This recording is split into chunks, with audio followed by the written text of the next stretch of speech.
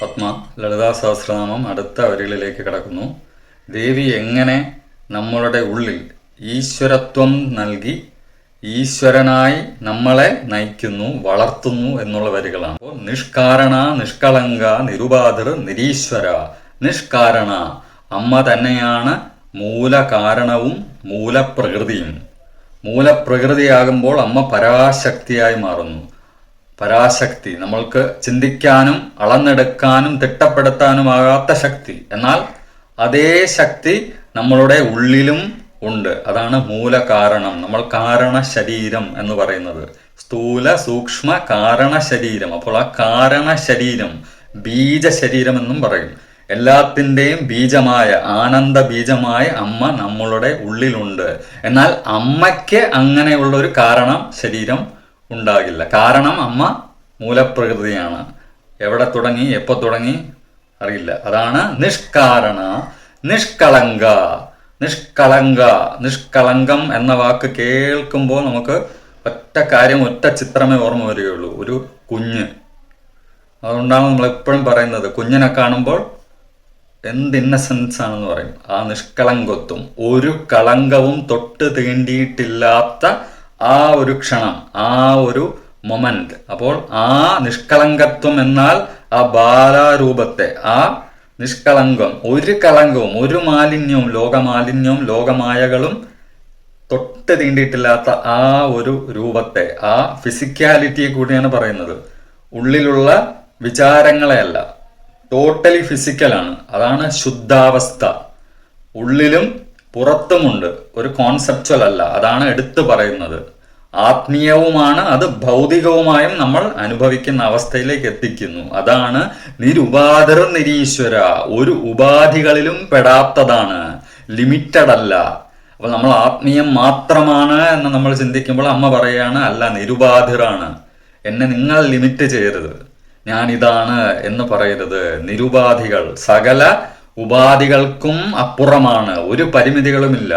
ശരീരവുമാണ്, എന്നാൽ അശരീരിയുമാണ്. പരാശക്തിയുമാണ്, എന്നാൽ ഉള്ളിൽ വിളങ്ങുന്ന ആനന്ദശക്തിയുമാണ്. അതാണ് ഇവിടെ പറയുന്നത്. ആസക്തിയും മായയും മിഥ്യയും എല്ലാം ഉള്ളതുമാണ്, എന്നാൽ അത് മാറ്റാനുമാകും. അതാണ് നിരുപാധിർ നിരീശ്വര. സകല ഗുണങ്ങളും അടങ്ങിയ, സകല ശക്തികളും അടങ്ങിയ ഈശ്വരത്വം. ഈശ്വരത്വം, ഈശ് എന്ന വാക്ക് ഋഗ്വേദത്തിലും ഉണ്ടെന്ന് പറയുന്നു. അതായത് ഈശ് എന്നാൽ എന്തും ചെയ്യാൻ കേപ്പബിളായ, അതായത് കമാൻഡിങ് പവർ ഉള്ള, റൂൾ ചെയ്യാനാകുന്ന. അവിടെ അഗ്നിയെ കുറിച്ചാണ് പറയുന്നത്. അങ്ങനെയുള്ള ഈശ്വരത്വം, വരിക്കുക, വരണ്യം എന്ന് പറയുന്ന, അതായത് സകലതിനെയും വരിക്കാനാകുന്ന ശക്തികൾ അടങ്ങിയതിനാൽ ഈശ്വരൻ. ആ പ്രാർത്ഥന നമ്മൾ ചെയ്യുമ്പോൾ ആ ഈശ്വരത്വം നമ്മളിലേക്ക് എത്തുന്നു.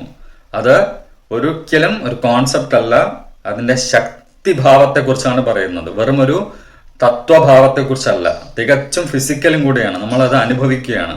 അപ്പൊ ധനമായിട്ട് നമ്മൾ അനുഭവിക്കും, അല്ലേ? ആ ധനമായിട്ട് അനുഭവിക്കുന്നത് അമ്മയുടെ ശക്തിയാണ്. അങ്ങനെയുള്ള ഈശ്വരത്വം ഉള്ളിൽ ആത്മീയമായും പ്രകടമായി ഫിസിക്കലായിട്ടും അമ്മ തരുന്നു. അതാണ് നിരീശ്വര.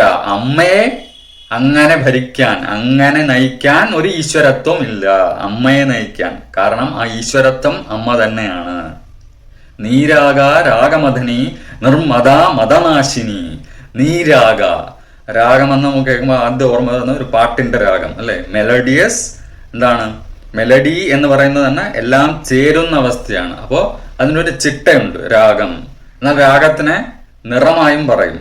ഇവിടെ പാഷൻ എന്ന് പറയുന്ന ആ അഗ്നിയാണ് പറയുന്നത്, ഫയർ ഓഫ് പാഷൻ. അപ്പോൾ ഇവിടെ കാമ ക്രോധ മോഹ ലോഭ മത മാത്സര്യങ്ങൾ അടങ്ങുന്ന ആ പാഷനെ, ആ ഒരുമയുള്ള ആ രാഗത്തിനെ കുറിച്ചാണ് ഇവിടെ പറയുന്നത്.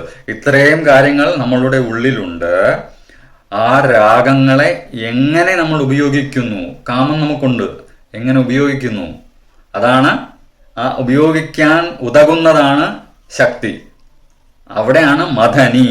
അത് വേണ്ടാത്ത രീതിയിലാണ് പോകുന്നതെങ്കിൽ മഥനി, അമ്മ മതിക്കും. അല്ലെങ്കിൽ മതിക്കുമെന്നാൽ കൊല്ലുമെന്നല്ല, മഥനം ചെയ്യും. പാലാടി മഥനമാണ്.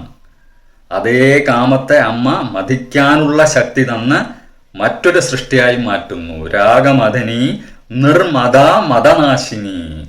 നമ്മളെ മതിക്കാൻ അമ്മ ആ ശക്തിയെ അനുവദിക്കില്ല.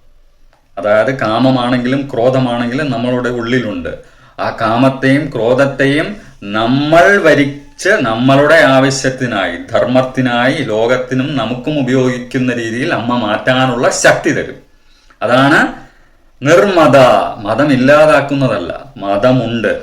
മതം, ആനയ്ക്ക് മതം പിടിച്ചു എന്ന് പറയും. ആന അതുവരെ ഒരു പാപ്പാന്റെ അനുസരണയിലായിരിക്കും. പക്ഷെ ആ മതജലം ഒഴുകുന്ന ആ നിമിഷത്തേക്ക് ആനയ്ക്ക് ബോധം വരികയാണ്, എനിക്കിത്ര ശക്തി ഉണ്ടല്ലേ എന്ന്. അതാണ് പിന്നെ ആ പരിസരത്തേക്ക് ആരെയും അടുപ്പിക്കില്ല. ആ മതം പിടിക്കുകയാണ്. ആ മതത്തെ അമ്മ നിർമത മതനാശിനി. ആ ഒരു മതം പിടിക്കുന്ന ആ നിമിഷത്തെ അമ്മ ഹനിക്കും. എന്നാൽ മതമുണ്ട്. ആ മതത്തെ, രാഗത്തെ നല്ല രീതിയിൽ ഉപയോഗിക്കണം, ധാർമ്മികമായി. അതാണ് അമ്മയുടെ ശക്തി. നിഷ്കാരണ നിഷ്കളങ്ക നിരുപാധിർ നിരീശ്വര നീരാകാരാഗമധനി നിർമ്മദ മദനാശിനി. ശാന്തി ശാന്തി ശാന്തി. അമ്മേ ശരണം. പത്മ.